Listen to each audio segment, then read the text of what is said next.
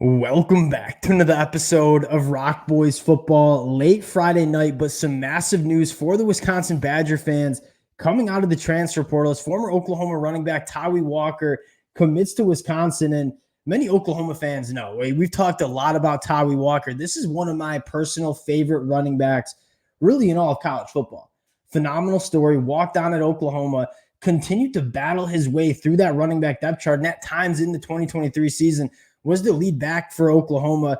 And you take a look at the build, right? 5'9", 216 pounds. This is a no-nonsense back with a thick lower half. He's going to get downhill. He's going to take on contact. I think this is a really good get for Wisconsin. And Luke Fickell and the Badgers doing some really nice things in the transfer portal. Not necessarily the flashiest of gets outside of Tyler Van Dyke, who, again, big fan of what he can do in Wisconsin. But getting some really quality players, dipping their toes into the FCS ranks, group of 5 ranks, really excited about what Wisconsin is doing. Want to talk Tawee Walker, talk about what Wisconsin is doing in this 2024 transfer portal class. Before we do, just want to say thank you to you guys. I've had just an absolute blast covering the transfer portal, covering all of these moving parts of college football. The amount of support you guys have shown has truly been amazing. If y'all do enjoy the content, consider subscribing to the channel. And without further ado, let's get into Tawee Walker first and then talk a little bit about what Luke Fickell is doing in this 2024 transfer portal class. Now, Tawee Walker, looking at his 2023 year, 102 carries, 513 yards, 7 touchdowns, 5 yards per carry. The number I have circled in my note sheet right here, 302 of those yards came after contact. And you take a look at how Tawee Walker runs, I think it fits how Wisconsin wants to do things on the offensive side of the football. I mean, we want to get downhill. We want to kind of have that power run game. 5'9", 216 pounds. Tawee Walker invites contact. He bounces off of tackles, has very good contact balance. And you take a look at some of the advanced numbers, if you will, 33 missed forced tackles. He is sneakily elusive at the second level. I mean, not only bouncing off tacklers, but making people miss at the second level. And then another thing that is a stat that I look for in running backs are how many carries are you picking up the first down on, right? In those third and short situations, are you able to kind of move the chains? That's kind of where Tawee Walker excels. This is a guy that falls forward, is kind of always battling for those hidden yards. 38 first down carries on 102 carries, a very good number for Tawee Walker.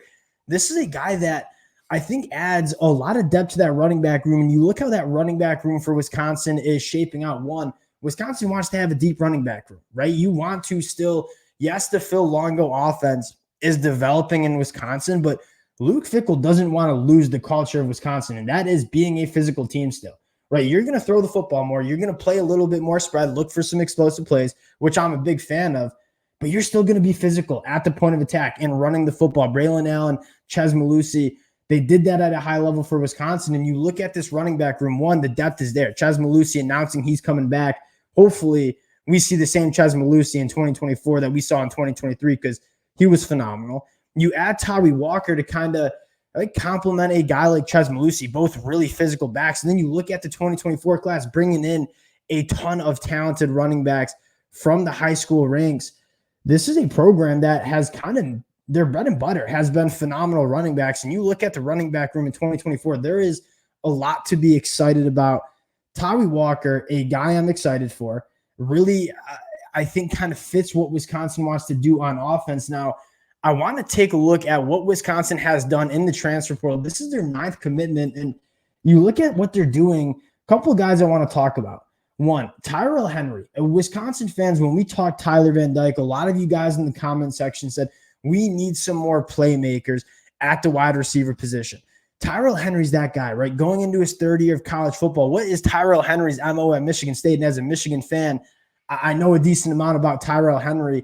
He's a guy that is extremely good with the football in his hands. And I think that's exactly what Wisconsin needed, right? And when you're running the Phil Longo offense, when you're spreading defenses out, you want guys on the perimeter who are extremely dangerous after the catch.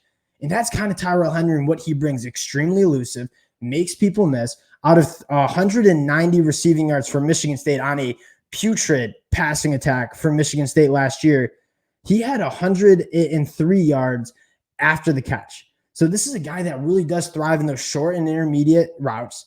He's able to make people miss it. And that's kind of the quarterback's best friend. Like when you're able to get the football out quickly to a playmaker in space and he makes a 3-yard completion turn into a 15-yard chunk play, that's what you want as a quarterback. And I think Tyrell Henry brings that to Wisconsin in a Wisconsin wide receiver room that I think is going to continue to get better. But I think a lot of Wisconsin fans are right. There probably wasn't enough playmaking in that Wisconsin wide receiver room. I think Tyrell Henry is a guy to watch for. And you scroll down, a couple guys that we already talked about. One, I mean, we can go Tyler Van Dyke, and we talked about him a couple weeks ago when he committed. Massive fan of the ceiling of Tyler Van Dyke. And many Miami fans will say, like, oh, there's some ugly in Tyler Van Dyke. There has been some ugly games for Tyler Van Dyke, but what excites me the most is the upside that he brings. If Tyler Van Dyke puts it all together for 12 games of a season, this is going to be an extremely dangerous offense.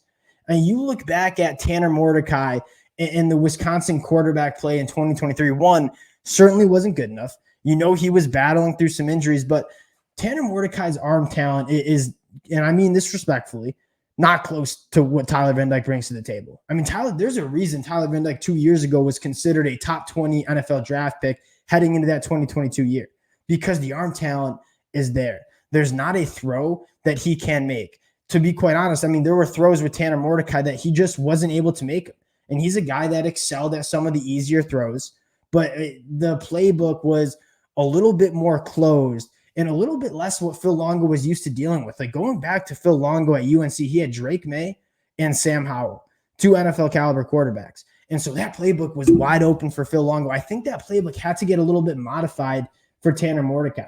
You have Tyler Van Dyke in there. I think that playbook is kind of now wide open because, again, there's not a throw that Tyler Van Dyke cannot make. Now, continuing down this transfer portal gets, another guy that I think is just flying under the radar, and I think a lot of people are going to know his name in the next couple of months, I guess I should say 12 months from now, when Wisconsin plays their 2024 season, is John Pius. And I think I said this earlier when we were talking Wisconsin, reminds me a little bit of Nick Herbig, right? 6'2", 235 pounds, a little bit of an undersized edge rusher, but an elite pass rusher, right? You look at Nick Herbig, yes, he was undersized, but he was very quick off the football, had a laundry list of pass rush moves that he could consistently win with. You look at John Pius coming from the FCS level, 11 sacks on the year, a 19.3% pass rush win rate, one of the highest in the country.